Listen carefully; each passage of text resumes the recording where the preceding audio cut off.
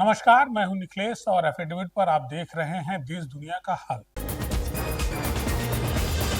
मुख्यमंत्री योगी आदित्यनाथ गोरखपुर प्रवास के दौरान आज वीर बहादुर सिंह स्पोर्ट्स कॉलेज में चल रहे विधायक खेल स्पर्धा के समापन एवं पुरस्कार वितरण समारोह में खिलाड़ियों का मनोबल बढ़ाते हुए कहा कि खेल स्पर्धाओं से खिलाड़ियों के शारीरिक और मानसिक विकास के साथ ही सरकार द्वारा मिलने वाली विभिन्न सहूलियतों का लाभ भी खिलाड़ियों को मिलता है। कार्यक्रम के दौरान मुख्यमंत्री ने विजयी टीम के खिलाड़ियों को पुरस्कृत भी किया। सब जूनियर और सीनियर श्रेणियों में बालक और बालिकाओं के वर्ग में इन प्रतियोगिताओं को गोरखपुर नगर विधानसभा क्षेत्र में आयोजित किया है।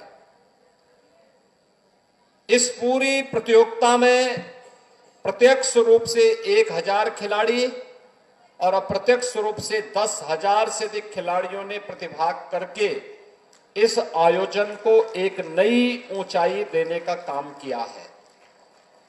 और इसलिए आज जब समापन पे इन 2 प्रतियोगिताओं को मैंने स्वयं देखा है, कुश्ती की प्रतियोगिता फाइनल में शुभम यादव और अनुराग यादव के बीच में कितनी जोरदार कुश्ती थी। यानी इस भीषण शीतलहरी में कुश्ती वहां हो रही थी और पसीना रवि किशन को यहां मंच पे हो रहा था।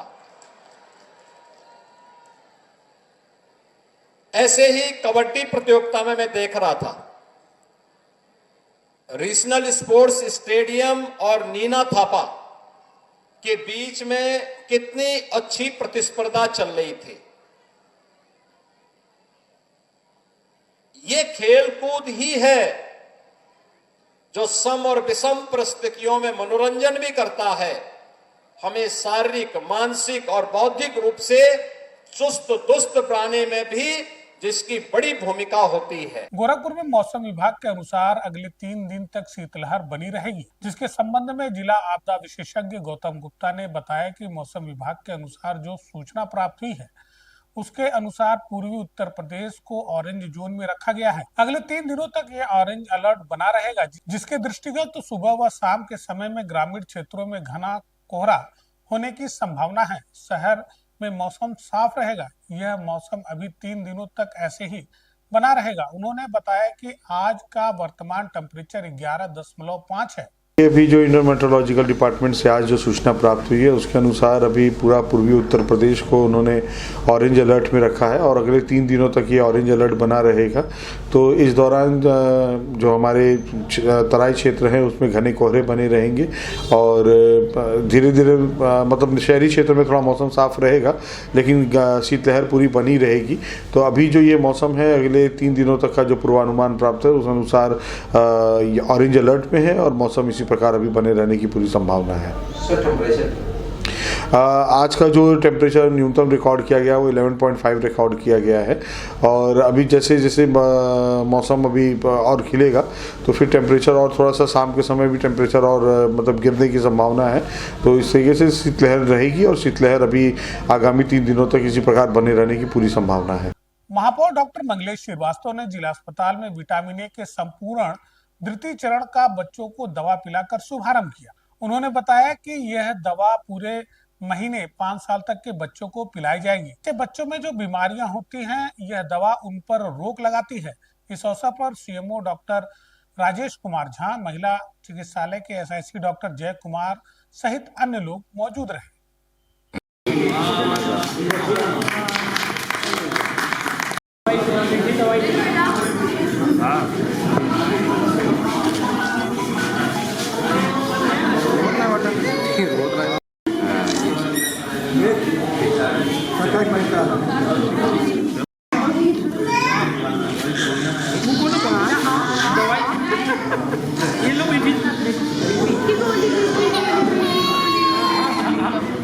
ए से जो बीमारियाँ होती हैं उसके उन्मूलन के लिए आज से शुरू होकर 1 महीने तक ये कार्यक्रम चलाया जाने वाला है। और विशेष तौर से बच्चों में जो आँखों से संबंधित बीमारियाँ होती हैं और उसके साथ साथ इम्यूनिटी रिलेटेड जो प्रॉब्लम्स होती है उन सब का इससे एक निराकरण हो जाता है। और 6-6 महीने के अंतराल पर दवा को 1-1 चम्मच बच्चों को पिलाया जाता है 9 महीने से लेकर 5 साल तक। ऐसे में इस कार्यक्रम की बहुत आवश्यकता इसलिए होती है कि बहुत सारी जो प्रतिरोधक क्षमताएँ वाली बीमारियाँ होती हैं, जैसे निमोनिया हो गया, दस्त हो गया, इन सब चीज़ों का निराकरण हो जाता है। तो ऐसे में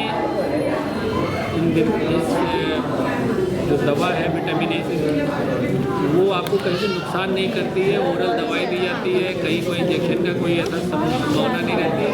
इसलिए हर माता पिता से, हर जागरूक माता पिता से मेरा ये निवेदन रहेगा कि आज से जो एक महीने तक चलने वाला कार्यक्रम है, ऑल इंडिया गार्ड्स काउंसिलिंग पूर्वोत्तर रेलवे का जोनल द्विवार्षिक सम्मेलन आगामी 30 दिसंबर को पूर्वोत्तर रेलवे ऑडिटोरियम गोरखपुर में आयोजित किया जा रहा है।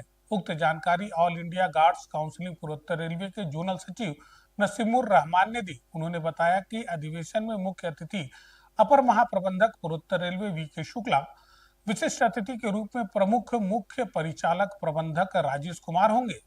यह अधिवेशन हर 2 साल पे आयोजित किया जाता है। हमारी अपनी बातें अपनी आपस में जो होती है, नई उसमें बाकायदा नई बॉडी का गठन होता है। इसका जो मुख्य उद्देश्य होता है इसी के अवसर पे, और हम अभी लोग बुला के अपनी समस्याओं को, लेकिन चूँकि ये गोरखपुर में लगभग हमारा यूनियन जो लगभग ये डेड हो चुका था, तो इसको फिर से खड़ा गया, तो काफ़ी सालों से जो बीजीएम हमारी थी हो नहीं पाई थी।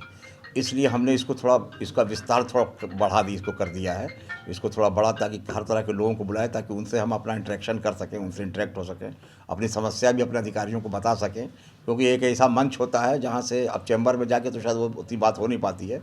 एक ऐसा मंच है जहाँ से हम दोनों आदमी एक दूसरे के ऊपर कंसंट्रेट करते हैं, तो जाहिर बात है कि हम ज़्यादा बातें अपनी बता सकते हैं और वो ज़्यादा बातें हमें समझ सकते हैं। नगर निगम के द्वारा शहर को सुंदर और सुव्यवस्थित बनाने के लिए वेंडरों के लिए फल सब्जी कार्ट का मॉडल बनाया गया है। अपर नगर आयुक्त दुर्गेश मिश्रा ने बताया कि नगर निगम एक व्यवस्था के तहत शहर में जो वेंडिंग जोन है उनको व्यवस्थित करने का प्रयास कर रहा है, जिसको देखते हुए हम लोगों ने जो भी हमारे वेंडर्स हैं उनको दिखाने के लिए एक डिजाइन बनाया है। कार्ट जहां भी लगेंगे वहां का दृश्य काफी सुंदर होगा। कि नगर निगम एक व्यवस्था के तहत शहर के जो वेंडिंग जोन्स हैं उनको व्यवस्थित करने का प्रयास कर रहा है। तो हम लोगों ने उसके दिशा में ये सोचा है कि जो भी हमारे वेंडर्स हैं उनके जो कार्ड्स हैं उनमें यूनिफॉर्मिटी रहे, और वो एक तरीके का ही कार्ड्स लगाएंगे, जिससे कि वो जहाँ भी लगाएंगे वहाँ का एक मतलब सुंदर रूप भी दिखाई देगा, वो व्यवस्थित रूप से रहेंगे और उसमें एक रूपता भी रहेगी। तो उसी की दिशा में हमने एक मॉडल कार्ट बनाया है, और हम जो वेंडर्स हैं उनको भी ये प्रेरित कर रहे हैं कि वो एक उसी मॉडल कार्ट की तरह ही अपने कार्ट को भी बनवाएं और वेंडिंग जोन में उसको व्यवस्थित करें। कोई चार्ज भी है सर यहाँ जो नगर निगम द्वारा दिया जाएगा? नहीं, ये तो हमने प्रोटोटाइप उसका रखा है, वो तो उनको खुद ही जो है प्रोक्योर करना पड़ेगा, लेना। 7 दिवसीय श्रीमद् भगवत गीता का भव्य आयोजन जेल रोड स्थित नमो भवन पर किया जा रहा है। वृंदावन से आए कथावाचक आदित्य कृष्ण गुरुजी द्वारा भक्तों को श्रीमद् भगवत गीता का रसपान कराया जाएगा। इसका आयोजन दिनेश सिंह सारथी कर रहे हैं और महिलाओं ने गीता वाटिका परिसर से कलश यात्रा निकालकर अवसरन होते हुए प्राचीन विष्णु मंदिर होते हुए जेल रोड पर जाकर संपन्न हुई। ये हमारे पूर्वजों के, पितरों के आशीर्वाद से और अपने गुरुजी की प्रेरणा से, जो हमारे माता पिता की एक कामना थी कि श्रीमद् भागवत कथा का श्रवण करेंगे, उन लोगों ने नहीं किया, उसी को चरितार्थ करते हुए अपने गुरुजी की प्रेरणा से ये श्रीमद् भागवत कथा का। कहाँ से गुरुजी आए हुए हैं? हमारे गुरुजी मथुरा वृंदावन के हैं, पूज्य श्री आदित्य कृष्ण महाराज जी, जो कि अच्छे प्रवक्ता हैं राष्ट्रीय स्तर के, अंतर्राष्ट्रीय स्तर के। और अब हमें दीजिए इजाजत, देखते रहिए एफिडेविट। धन्यवाद।